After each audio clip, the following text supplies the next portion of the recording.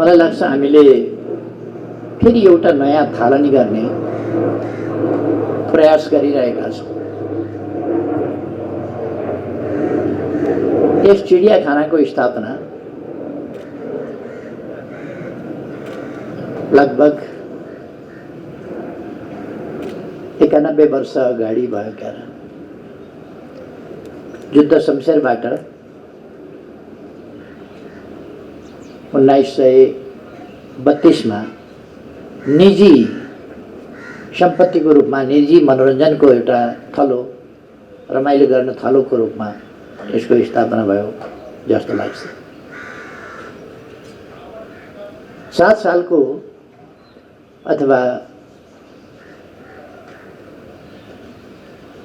51 को 1950-51 को आन्दोलन अथवा 7 सालको क्रान्ति भन्छौँ हामी। त्यसपछि यसलाई नेपाल सरकारले ग्रहण गर्यो र त्यसपछि 52 साल सायद यही फागुनमा यसै बेला प्रकृति संरक्षण, राष्ट्रिय प्रकृति संरक्षण कोषलाई यसको सञ्चालनको गहन जिम्मेवारी सुम्पियो।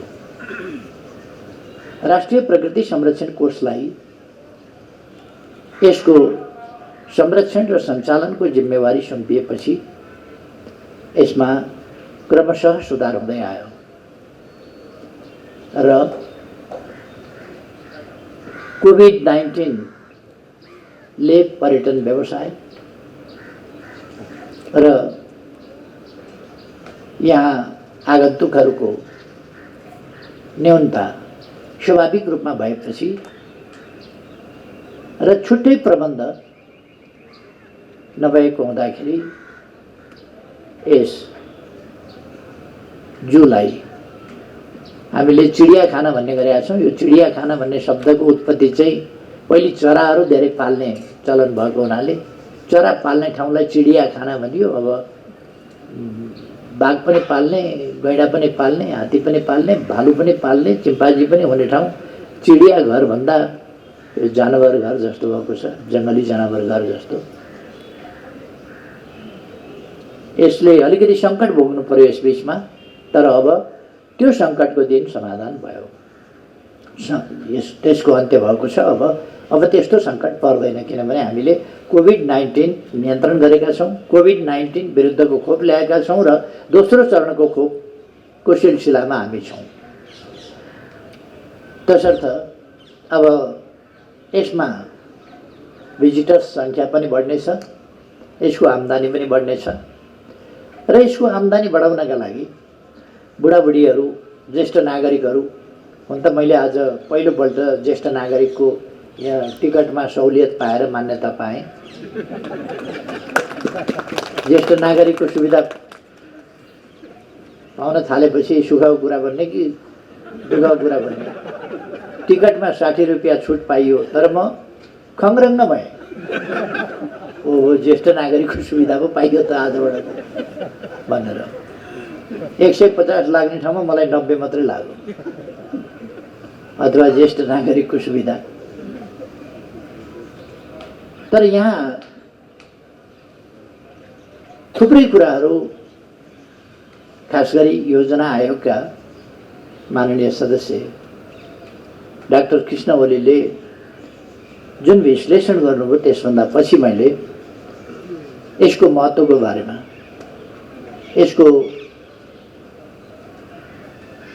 यो इकोसिस्टम एक्जिस्टेन्स, जनावरहरूको, जीव जन्तुहरूको विलोपन, अभ्युदय, विस्तार, सुरक्षा र संरक्षण जस्ता कुराहरूको वैज्ञानिक, यसको नेचुरल प्राकृतिक प्रवृत्ति र वैज्ञानिक दृष्टिकोण उहाँले प्रस्तुत गर्नुभयो। जो त्यस कोणबाट फेरि मैले केही थप भनिरहनु पर्ने जस्तो लाग्यो। प्राकृतिक प्रवृत्ति र वैज्ञानिक दृष्टिकोण यस सम्बन्धमा उहाँले भने जस्तै हो एक्ज्याक्टली। त्यसमा हामीसँग धेरै समय छैन कि त्यसको फेरि हामी व्याख्यामा जाउँ। पछि फेरि साथीहरूले राख्नु होला, म अहिले त्यसमा जान चाहन्न। मन्त्रीज्यूहरू, योजना आयोगका उपाध्यक्षज्यू बोल्न बाँकी नै हुनुहुन्छ। साधारणतया भन्ने हो भने हामीले जीव जन्तुहरूको सुरक्षा, संरक्षण र यसमा अलिकति मानवीय मनोरञ्जनको पनि र शिक्षाको पनि कुराहरूलाई जोडेका छौँ हामी। यदि त्यसलाई नजोड्ने हो भने यो युद्ध शमशेरकालीन अवधारणा कि जीव जन्तुहरूलाई एक ठाउँ ल्याएर हेर्ने, तिनीहरूबाट आनन्द लिने खालको कुरा मात्रैमा जान्थ्यो। त्यस अवधारणाबाट आजको विश्व पनि परिवर्तित भएको छ र हामी पनि त्यस अवधारणाबाट परिवर्तित भएका छौँ, त्यसबाट विकसित भएका छौँ, त्यसबाट अगाडि बढेका छौँ। त्यसै कारण हामीले सूर्य विनायकमा ओपन जू अथवा खुला जीव जन्तु बस्ने ठाउँ अथवा ओपन जू भनेका छौँ हामीले। नेपालीमा चिडियाखाना नै भन्छौँ अहिले पनि हामी। यद्यपि चिडियाखाना मिलेको छैन, तर यसलाई अब मिल्यो भने ठानौँ। खुल्ला चिडियाखानाको शुभारम्भ गरेका छौँ। यो मैले नै 2073 साल वैशाख 9 गते सूर्य विनायकमा त्यसको शुभारम्भ गरेको थिएँ। मेरो विचारमा यस सम्बन्धमा छलफल गर्नलाई फाइनल कुरा होइन, तर मेरो विचारमा चिडियाखानालाई यति साँघुरो ठाउँमा, यति सानो ठाउँमा चिडियाखाना यो उपयुक्त छैन साधारणतया भन्दाखेरि। अब जे चिज हामीले राखेका छौँ साना केजमा राखेका छौँ। त्यो साना केजमा राख्नु भनेको उनीहरूलाई एउटा पीडा प्रताडनाको पनि कुरो हो। उनीहरू कुद्ने ठाउँ, कुद्ने जनावरले कुद्न पाएन, खेल्ने जनावरले खेल्न पाएन, उफ्रिनेले उफ्रिन पाएन। त्यसो गरेपछि उनीहरूको प्राकृतिक प्रवृत्ति जुन छ, उनीहरूको चरित्र जुन छ, प्राकृतिक चरित्र, त्यो चरित्र चाहिँ लोप भएर जान्छ र उनीहरू त्यो मौलिक चरित्रमा, मौलिक प्राकृतिक चरित्रमा चल्न रमाउन पाउँदैनन्, जीवन बिताउन पाउँदैनन्। त्यो उचित होइन। त्यसकारण हामीले जूलाई चाहिँ अलिक फराकिलो ठाउँमा, ओपन ठाउँमा, जबकि यत्रो ठुलो स्पेसमा हामीले नेचरल ओपन जू घोषणा गरेका छौँ भने त्यस ठाउँमा कमसेकम मानवखोर त्यस्तो बाघलाई राख्ने ठाउँ, त्यो धेरै सानो ठाउँमा होइन। उसले अलिकति घुम्न ओर्न पाउनु पर्यो र आफू जङ्गली जनावर नै हुँ भन्ने उसले फिल गर्न सक्ने खालको स्थिति बनाउनु पर्यो र त्यसलाई रोकेको बलियो बाघ त्यसभन्दा कमसेकम 10 मिटर जति टाढाबाट मात्रै मान्छेले हेर्न पाउने, ताकि विभिन्न प्रकारका रोग व्याधिहरू मान्छेबाट उसमा पनि सर्न नपाओस् भन्ने कुरालाई पनि ध्यानमा राखेर अलिकति 10 मिटर्स डिस्टेन्स, विभिन्न प्रकारका रोग बोकेका मान्छेहरू, किन भिजिटरको लस्कर हुने ठाउँमा त्यो विभिन्न प्रकारका रोगहरू बोकेका भिजिटर्स हुन सक्छन्। त्यसकारण अलिकति त्यसलाई डिस्टेन्सबाट मात्रै हेर्न पाउने र उनीहरूसँग व्यवहार गर्न डिस्टेन्सबाट मात्रै पाउने, सोझै लगेर खुवाउने भन्ने जस्ता कुरा केहीलाई पनि गर्न नपाउने, त्यो खालको प्रबन्ध। कसैलाई खुवाउन इच्छा छ भनेदेखि डोनेसन बक्समा खुवाउने प्रबन्धका निम्ति डोनेसन बक्समा हालिदिने। अब पेपरलेस मनीतर्फ हामी जाँदैछौँ, त्यसकारण चेक काटेर कार्यालयलाई दिए हुन्छ। यो खालका विधिहरूमा हामी जान सक्छौँ र अलिकति ठुलो फराकिलो ठाउँमा हामी जू बनाउन सक्छौँ। यतापट्टि टाइगर सेक्सन, यो बङ्गाल टाइगर सेक्सन, यो चाहिँ अर्को लेपर्ड सेक्सन, यो चाहिँ यसको सेक्सन, विभिन्न अनि एलिफेन्ट सेक्सन अथवा अर्को राइनो सेक्सन, गैंडा सेक्सन, यी सेक्सनहरू छुट्याएर त्यसरी गर्न सक्छौँ भन्ने लाग्छ। त्यतापट्टि हामी सायद जानुपर्छ भन्ने लाग्छ। तर यसलाई हामीले आजको समय पृथ्वीको बारेमा, पृथ्वीका प्राकृतिक स्रोतहरूको बारेमा, जीव जन्तुहरूको बारेमा वनस्पतिको बारेमा र मानिसको बारेमा,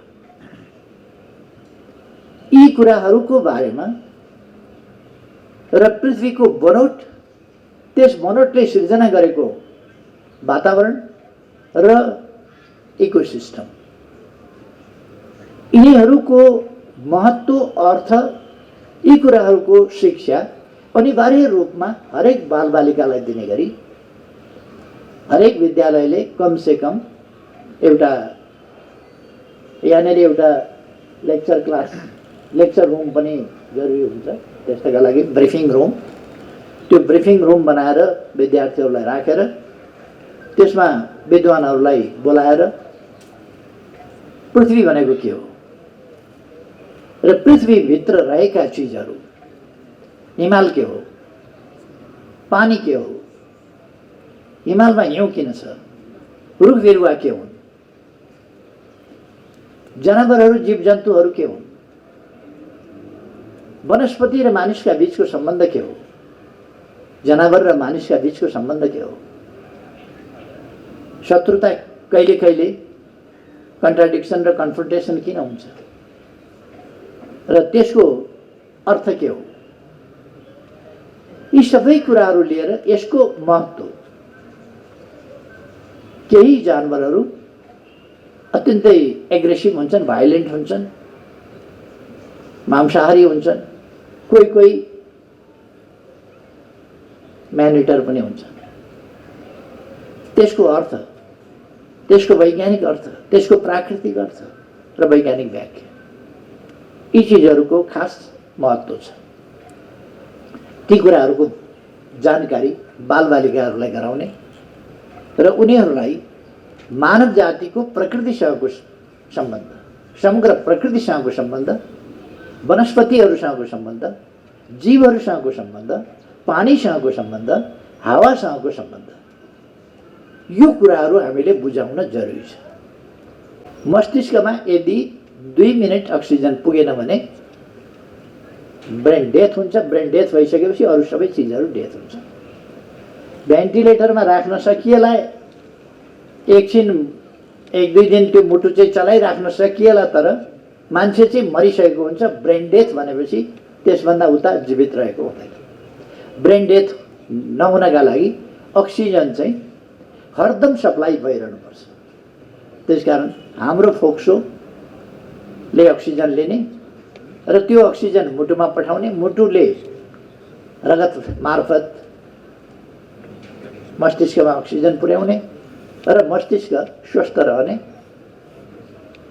त्यसकारण हामी प्राणायामका विधिहरू अथवा श्वास प्रश्वास सम्बन्धी विधिहरू, फोक्सो मजबुत राख्नका लागि व्यायामहरू, त्यो किन गर्छौँ भन्दाखेरि अक्सिजन लिन।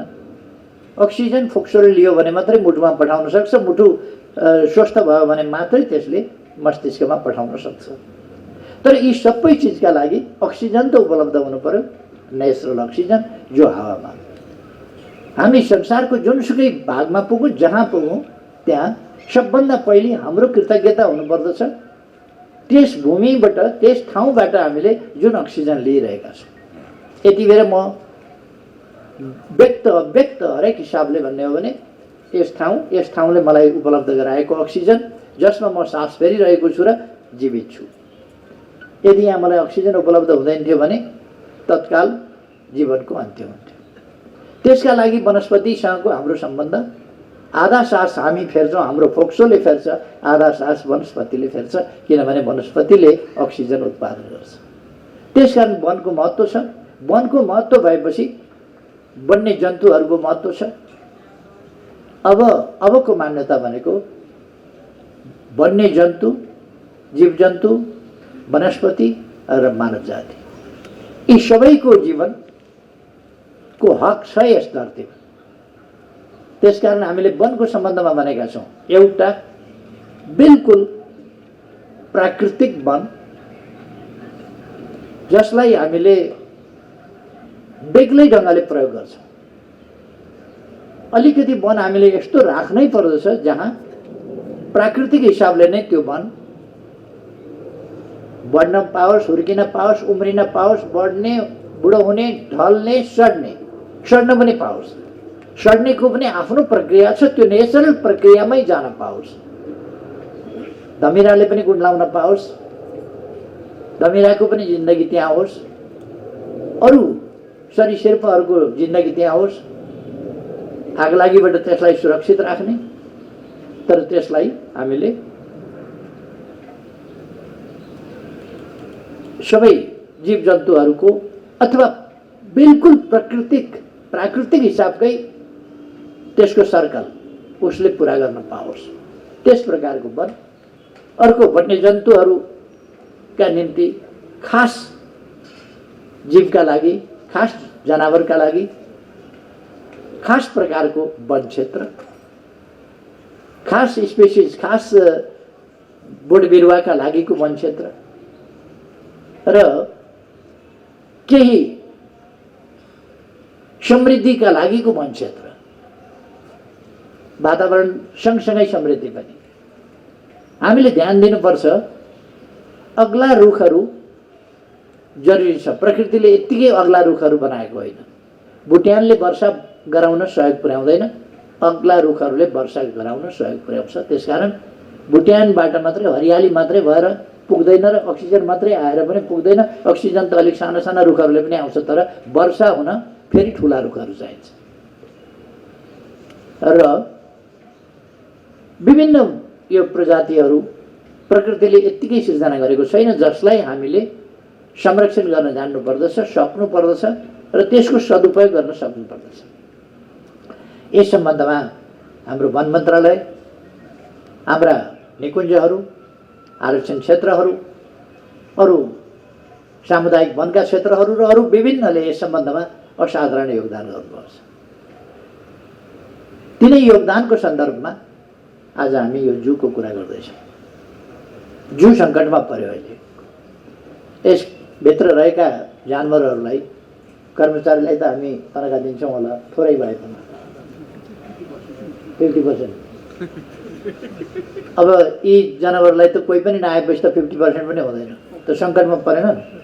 त्यसो भएर यिनलाई सङ्कटमा पर्न नदिनका निम्ति विभिन्न उपायहरू हामी गर्छौँ, जसमध्ये एडप्ट एन एनिमल को पनि हामीले चलायौँ, जस अन्तर्गत नजिकै गयो भने त्यति राम्रो मान्दैन, एडप्ट गरेपछि त अलिक राम्रो मान्नु पर्ने नि, नजिक गयो भने चाहिँ त्यति राम्रो मान्दैन। तैपनि यो हाम्रो अत्यन्त यसै धरतीमा जन्मिएको मान्छे चाहिँ संसारका कुना काप्चामा सबैतिर जन्मिएका छन्। यो एकसिङे गैँडा चाहिँ यहीँ जन्मिएको हो। यसको थलो चाहिँ मेरा त पुर्खा अन्त गएका भए पनि हुन्थ्यो होला, यसका पुर्खा न अन्त जान्थे न अन्त पैदा हुन्थे। त्यस कारण यो रैथाने भनेको यो धरतीपुत्र गैँडा अमेरिकामा जन्मिँदैन, अमेरिकामा बसोबास गर्न बसाइ पनि जाँदैन, डिबी पनि काट्दैन यसले, केही मतलब छैन। यसलाई नेपाल प्यारो छ, नारायणीको किनार प्यारो छ। त्यसकारण यो ओरिजिनल्ली नेपाली। हामी अन्तबाट माइग्रेट भएर आएका हुन सक्दछौँ विभिन्न समयमा विभिन्न ठाउँबाट, तर यो यहाँको प्राकृतिक रैथाने। अब हामीले जित्दै गयौँ, अब उसको ठाउँ अलिक सीमित गर्दै गयौँ, हामीले ल्याएर यहाँ खोरमा राख्यौँ। मान्छेले त अहिले सबै कुरा जित्दै आयो नि, जितिसक्यो, राज गरौँ दुनियाँमा। त्यसो भए पनि यसको हकको पनि हामीले ध्यान राख्नु पर्दछ। जो यस देशमाथि त यसको त प्याटेन्ट राइट छ, यसको त दाबी लाग्छ। मोयानी हक होइन, हाम्रो मात्रै मोयानी हक हो यसको त। यो चाहिँ तलसिङ हो नेपालको। त्यसो भएर यसको संरक्षणका लागि मैले एडप्टेसन गरेको छु। त्यसमा मैले अलिकति भन्नुपर्छ। यसलाई मैले एडप्ट गर्दाखेरि 1 महिनाको खाना म आफू निजी यसलाई खुवाउँछु, 1 वर्षको खाना सरकारको तर्फबाट खुवाइन्छ यसलाई। त्यसपछि चिडियाखानाले आफै खुवाउने स्तरमा पुर्याइन्छ र चिडियाखानाले आफै व्यवस्था गर्न सक्छ। यहाँ म त अघि विद्युतीय रथमा चढेँ, बग्गीमा। ज्येष्ठ नागरिकहरू आउँदा यस्तो विद्युतीय बग्गी चाहिने रहेछ। त्यसकारण सरकारको तर्फबाट 4वटा विद्युतीय बग्गी आजको दिनको विशेष उपलक्ष्यमा उपलब्ध गराउन म माननीय मन्त्रीजीलाई आग्रह गर्न चाहन्छु कि यहाँ 4वटा बग्गी प्रेग्नेन्ट महिलाहरू आउन सक्छन्, काखमा बच्चा भएका महिला आउन सक्छन्, हिँड्न नसक्ने बच्चा भएका महिलाहरू आउन सक्छन्। बुढौती फुर्सदिलो हुन्छ, काम गर्न सकिँदैन। त्यसो भएपछि कहिले कहिले जू जाउँ जस्तो लाग्छ। 60 रुपियाँ सस्तो पाइँदो रहेछ टिकट। त्यसो भएपछि आउँ लाग्न सक्ला।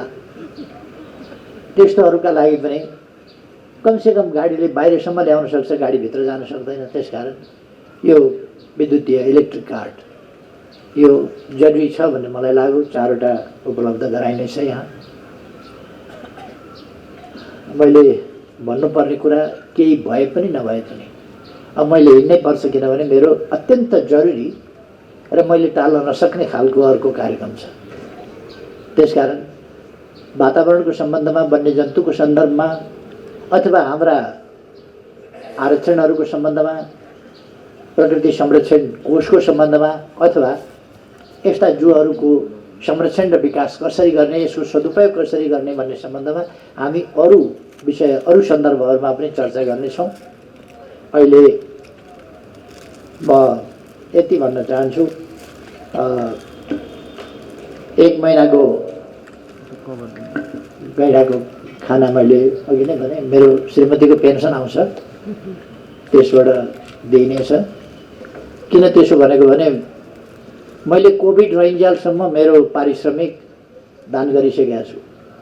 त्यसकारण कोभिड छैन्जेलसम्म पारिश्रमिक दान गरेको हुनाले मेरो पारिश्रमिक आउँदैन। त्यसो भएर श्रीमतीको पेन्सनबाट खुवाउनुपर्छ यसलाई 1 महिना। खैर, अब अरू साथीहरूले विस्तृत रूपमा अरू विषयमा चर्चा गर्नुहोला। म यस खुसियालीमा मेरो विचारमा यो 25 वर्ष पुरा भएर 26 वर्ष लागेकै हो जस्तो लाग्छ। सचिवजीले 26 वर्ष पुरा भएको भन्नुभयो, तर मलाई लाग्छ 25 वर्ष पुरा भएर 26 वर्ष लागेको 25औं वर्षगाँठ नै हो। किनभने जहाँसम्म मलाई लाग्छ यो हामीले 1996 मा सुरु गरेका थियौँ जस्तो लाग्छ। 1906 मा सुरु गरेका हौँ र 25 वर्ष पुरा भएको छ। अथवा यो 52 साल फागुनमा सुरु गरेका हौँ, त्यसकारण जस्तो लाग्छ मलाई। जे होस्, यो डिबेटको विषय भएन। हामीले यसलाई 26 वर्षै पुरा भएको भने 1 वर्ष कोभिडले खाएको हुनाले माइनस गर्नु ठिक सजिलो छ। रजत जयन्ती भनेपछि रजत जयन्ती मनाउँ। म सबै साथीहरूलाई धन्यवाद भन्न चाहन्छु यस सहभागिताका लागि र म यहाँहरूसँग बिदा पनि हुन चाहन्छु। धन्यवाद।